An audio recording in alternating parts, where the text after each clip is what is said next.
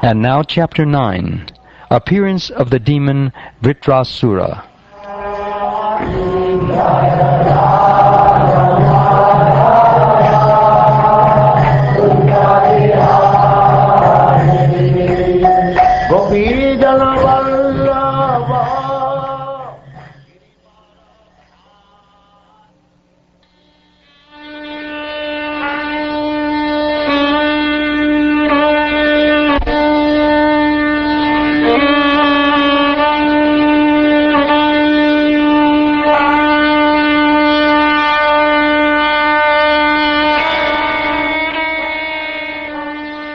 Sri Shukdev Goswami continued, Vishvarupa, who was engaged as the priest of the demigods, had 3 heads. He used one to drink the beverage somaras, another to drink wine, and the third to eat food. O King Pariksit, thus I have heard from authorities. O Maharaj Pariksit, the demigods were related to Vishvarupa from his father's side, and therefore he visibly offered clarified butter in the fire while chanting mantras such as Indraya Idam Svaha, which means this is meant for King Indra, and Idam Agnaye, which means this is for the demigod of fire. He loudly chanted these mantras and offered each of the demigods his proper share. Although offering clarified butter in the sacrificial fire in the name of the demigods, without the knowledge of the demigods, he also offered oblations to the demons, because they were his relatives through his mother. Once upon a time, however, the king of heaven, Indra, understood that Vishvarupa was secretly cheating the demigods by offering oblations on behalf of the demons. He became extremely afraid of being defeated by the demons, and in great anger at Vishvarupa, he cut Vishvarupa's 3 heads from his shoulders. Thereafter, the head meant for drinking somaras was transformed into a kapinjala, or francolin partridge.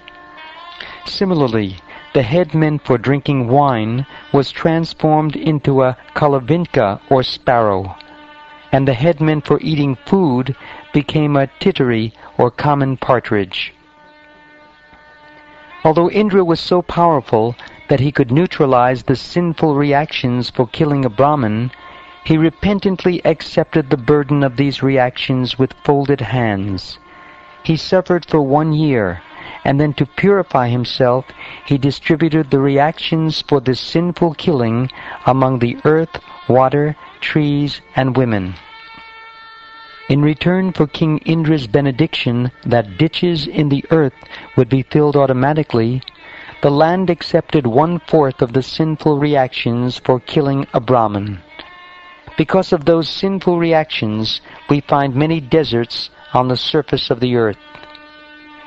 In return for Indra's benediction that their branches and twigs would grow back when trimmed, the trees accepted 1/4 of the reactions for killing a Brahmin. These reactions are visible in the flowing of sap from trees. Therefore one is forbidden to drink this sap. In return for Lord Indra's benediction that they would be able to enjoy lusty desires continuously, even during pregnancy, for as long as sex is not injurious to the embryo, women accepted 1/4 of the sinful reactions. As a result of those reactions, women manifest the signs of menstruation every month. And in return for King Indra's benediction that water would increase the volume of other substances with which it was mixed, water accepted 1/4 of the sinful reactions. Therefore, there are bubbles and foam in water. When one collects water, these should be avoided. After Vishvarupa was killed, his father, Tvashta performed ritualistic ceremonies to kill Indra. He offered oblations in the sacrificial fire, saying, "O enemy of Indra, flourish to kill your enemy without delay."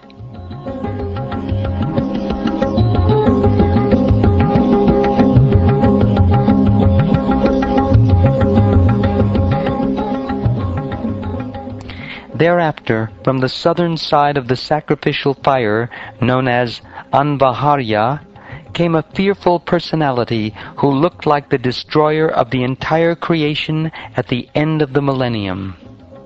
Like arrows released in the four directions, the demon's body grew day after day.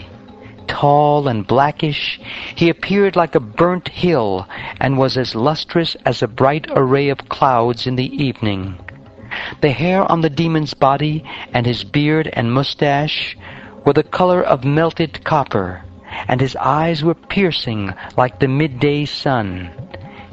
He appeared unconquerable, as if holding the three worlds on the points of his blazing trident. Dancing and shouting with a loud voice, he made the entire surface of the earth tremble, as if from an earthquake.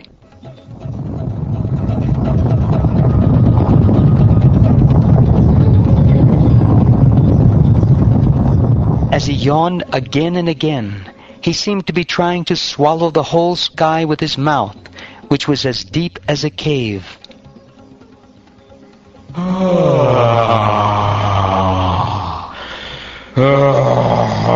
He seemed to be licking up all the stars in the sky with his tongue and eating the entire universe with his long, sharp teeth.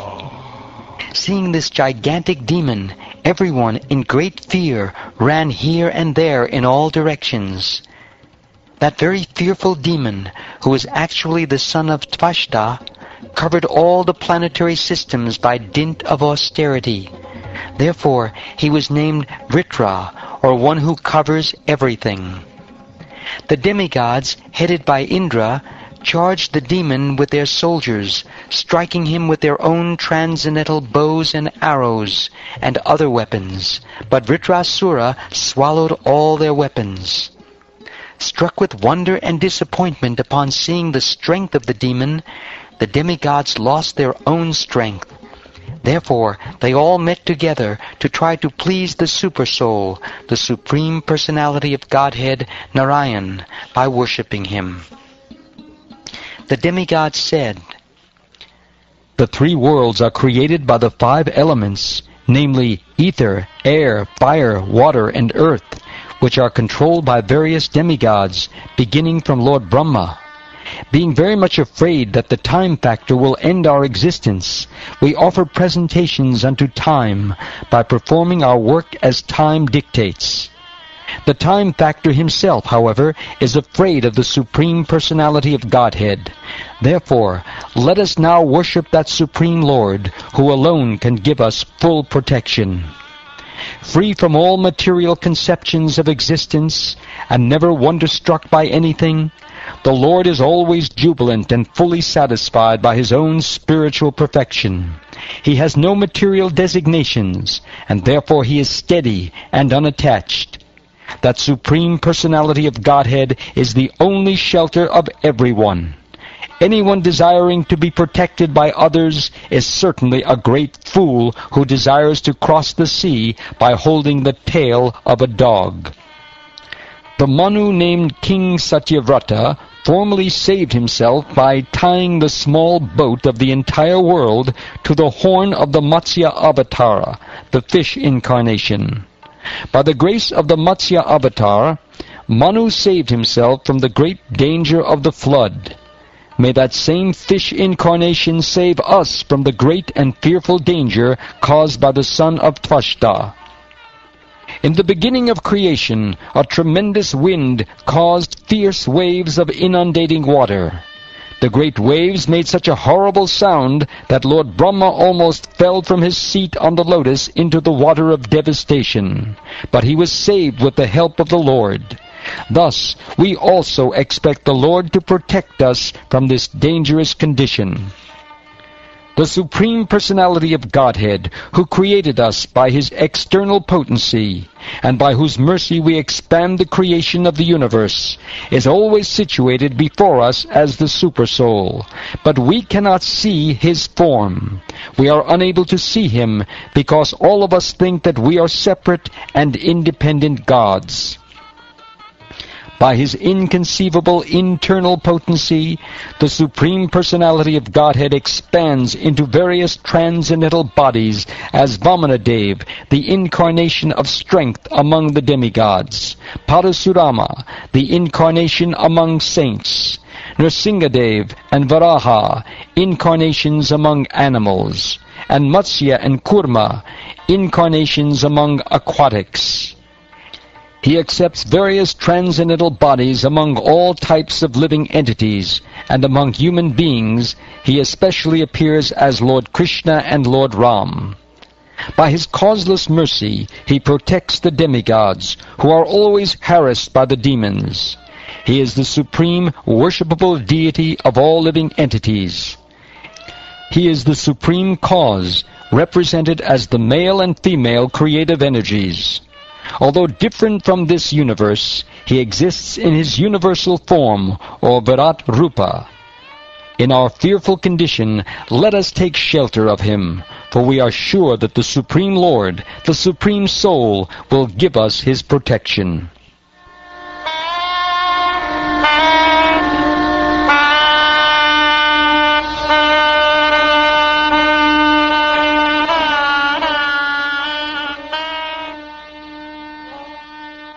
Sri Shukdev Goswami said, My dear king, when all the demigods offered Him their prayers, the Supreme Personality of Godhead, Lord Hari, carrying His weapons, the conch shell, disc, and club, appeared first within their hearts, and then before them. Surrounding and serving the Supreme Personality of Godhead, Narayan, were 16 personal attendants, decorated with ornaments and appearing exactly like Him, but without the mark of Srivatsa and the Kaustubha jewel. O king, when all the demigods saw the Supreme Lord in that posture, smiling with eyes like the petals of lotuses grown in autumn, they were overwhelmed with happiness and immediately fell down like rods, offering dandavats. Then they slowly rose and pleased the Lord by offering Him prayers. The demigods said, O Supreme Personality of Godhead, You are competent to give the results of sacrifice, and You are also the time factor that destroys all such results in due course. You are the one who releases the chakra to kill the demons. O Lord, who possesses many varieties of names, we offer our respectful obeisances unto You. O Supreme Controller, You control the 3 destinations, such as promotion to the heavenly planets, birth as a human being, and condemnation in hell. Yet Your supreme abode is Vaikuntha Dham. Since we appeared after You created this cosmic manifestation, Your activities are impossible for us to understand. We therefore have nothing to offer You but our humble obeisances. O Supreme Personality of Godhead, Narayan, O Vasudev, Original Person, O Most Exalted Person, Supreme Experience, Welfare Personified, O Supreme Benediction, Supremely Merciful and Changeless, O Support of the Cosmic Manifestation, Sole Proprietor of all planetary systems, Master of everything, and Husband of the Goddess of Fortune. Your Lordship is realized by the topmost sannyasis who wander about the world to preach Krishna consciousness, fully absorbed in samadhi through bhakti yoga. Because their minds are concentrated upon You, they can receive the conception of Your personality in their fully purified hearts. When the darkness in their hearts is completely eradicated and You are revealed to them, the transcendental bliss they enjoy is the transcendental form of Your Lordship. No one but such persons can realize You.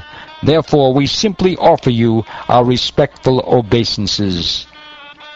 O Lord, You need no support, and although you have no material body, you do not need cooperation from us. Since you are the cause of the cosmic manifestation, and you supply its material ingredients without being transformed, you create, maintain, and annihilate this cosmic manifestation by yourself. Nevertheless, although you appear engaged in material activity, you are transcendental to all material qualities. Consequently, these transcendental activities of yours are extremely difficult to understand. These are our inquiries. The ordinary conditioned soul is subject to the material laws, and he thus receives the fruits of his actions. Does your lordship, like an ordinary human being, exist within this material world in a body produced by the material modes? Do you enjoy or suffer the good or bad results of actions under the influence of time, past work, and so forth? Or, on the contrary, are you present here only as a neutral witness who is self-sufficient, free from all material desires, and always full of spiritual potency? We certainly cannot understand your actual position. O Supreme Personality of Godhead, all contradictions can be reconciled in you. O Lord, since you are the Supreme Person, the reservoir of unlimited spiritual qualities, the Supreme Controller, your unlimited glories are inconceivable to the conditioned souls. Many modern theologians argue about right and wrong without knowing what is actually right. Their arguments are always false, and their judgments inconclusive, because they have no authorized evidence with which to gain knowledge of you. Because their minds are agitated by scriptures containing false conclusions, they are unable to understand the truth concerning you. Furthermore, because of polluted eagerness to arrive at the right conclusion, their theories are incapable of revealing you, who are transcendental to their material conceptions. You are one without a second, and therefore in you contradictions like doing and not doing, happiness and distress, are not contradictory. Your potency is so great that it can do and undo anything as you like. With the help of that potency, what is impossible for you? Since there is no duality in your constitutional position, you can do everything by the influence of your energy. A rope causes fear for a bewildered person who considers it a snake, but not for a person with proper intelligence who knows it to be only a rope. Similarly, you, as the supersoul in everyone's heart, inspire fear or fearlessness according to one's intelligence, but in you there is no duality. With deliberation, one will see that the Supreme Soul, although manifested in different ways, is actually the basic principle of everything. The total material energy is the cause of the material manifestation, but the material energy is caused by Him. Therefore, He is the cause of all causes, the manifester of intelligence and the senses. He is perceived as the supersoul of everything. Without Him, everything would be dead. You, as that supersoul, the Supreme Controller, are the only one remaining. Therefore, O killer of the Madhu demon, incessant transcendental bliss flows in the minds of those who have even once tasted but a drop of the nectar from the ocean of your glories. Such exalted devotees forget the tiny reflection of so-called material happiness produced from the material senses of sight and sound. Free from all desires, such devotees are the real friends of all living entities. Offering their minds unto you and enjoying transcendental bliss, they are expert in achieving the real goal of life. O Lord, you are the soul and dear friend of such devotees, who never need return to this material world. How could they give up engagement in your devotional service?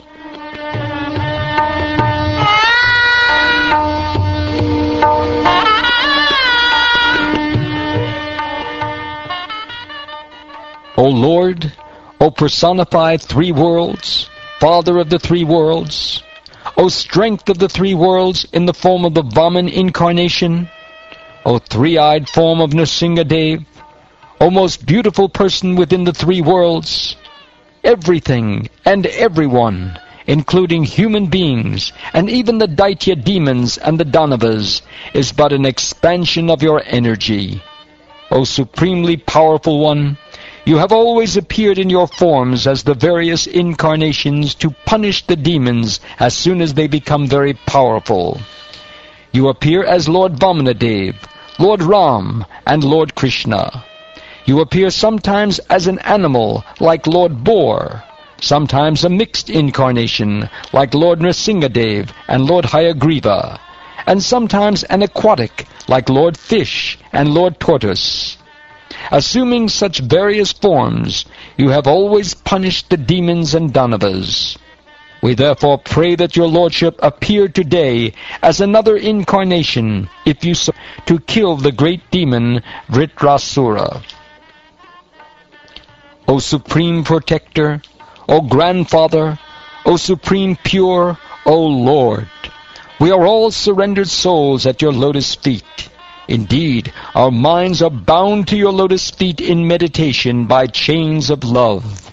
Now please manifest your incarnation.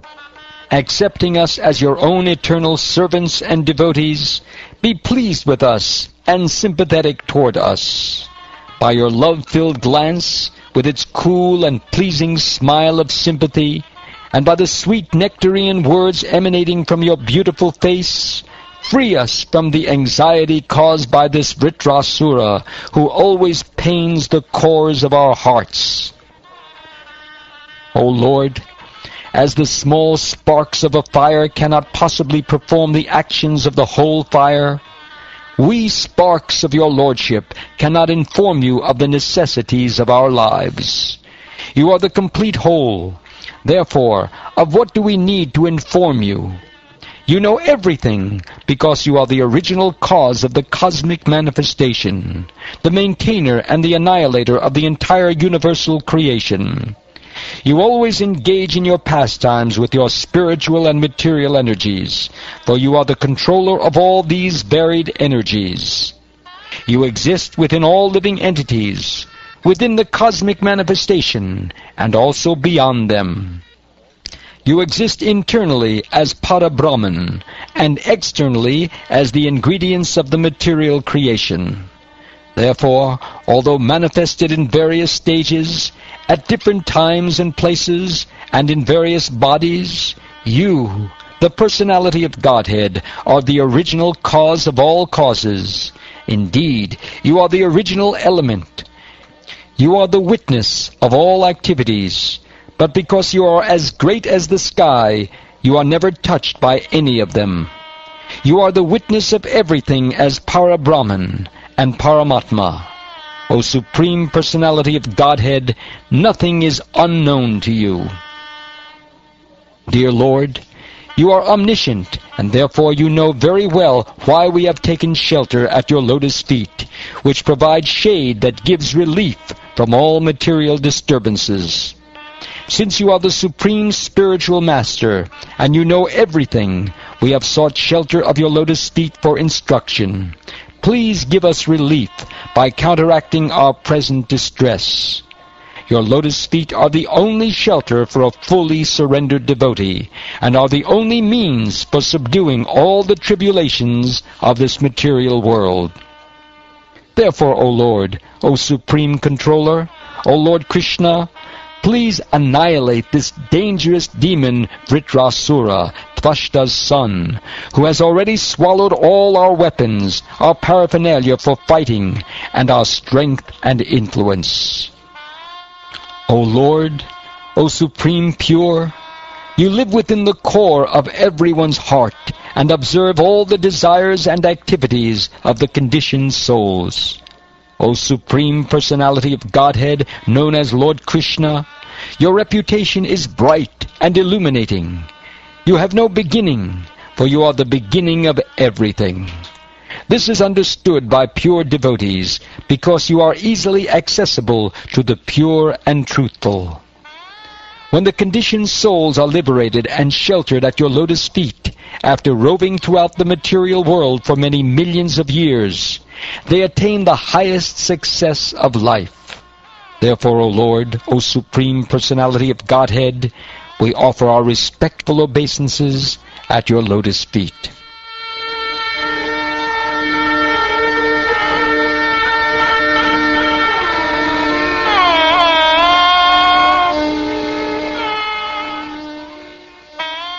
Sri Shukdev Goswami continued, O King Pariksit, when the demigods offered the Lord their sincere prayers in this way, the Lord listened by his causeless mercy.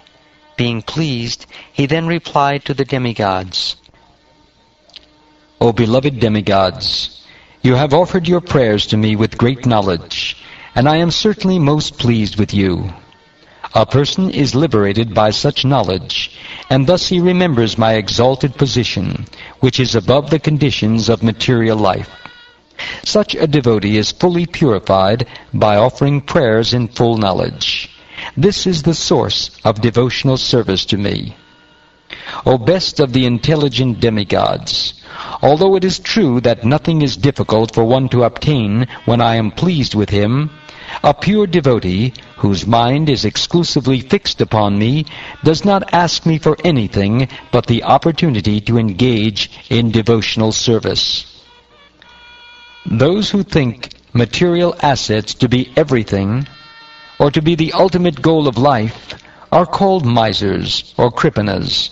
They do not know the ultimate necessity of the soul. Moreover, if one awards that which is desired by such fools, he must also be considered foolish. A pure devotee who is fully accomplished in the science of devotional service will never instruct a foolish person to engage in fruitive activities for material enjoyment, not to speak of helping him in such activities. Such a devotee is like an experienced physician who never encourages a patient to eat food injurious to his health, even if the patient desires it. O Bhagavan, or Indra, all good fortune unto you. I advise you to approach the exalted saint Dadyansha. He has become very accomplished in knowledge, vows, and austerities, and his body is very strong. Go ask him for his body without delay. That saintly Dadyansha, who was also known as Dadichi, personally assimilated the spiritual science and then delivered it to the Ashvini Kumaras. It is said that Dadyansha gave the mantras to the head of a horse. Therefore, the mantras are called Ashvashira. After obtaining the mantras of spiritual science from Dadichi, the Ashvini Kumaras became Jivan Mukta, liberated even in this life. Dadyansha's invincible protective covering, known as the Narayana Kavacha, was given to Tvashta, who delivered it to his son Vishvarupa, from whom you have received it. Because of this Narayan Kavacha, Dadichi's body is now very strong. You should therefore beg him for his body. When the Ashvini Kumaras beg for Dadyansha's body on your behalf, he will surely give it because of affection. Do not doubt this, for Dadyansha is very experienced in religious understanding. When Dadyansha awards you his body, Vishvakarma will prepare a thunderbolt from his bones. This thunderbolt will certainly kill Vrtasura, because it will be invested with my power. When Vrtasura is killed because of my spiritual strength, you will regain your strength, weapons, and wealth. Thus there will be all good fortune for all of you. Although Vrtasura can destroy all the three worlds, do not fear that he will harm you. He is also a devotee and will never be envious of you.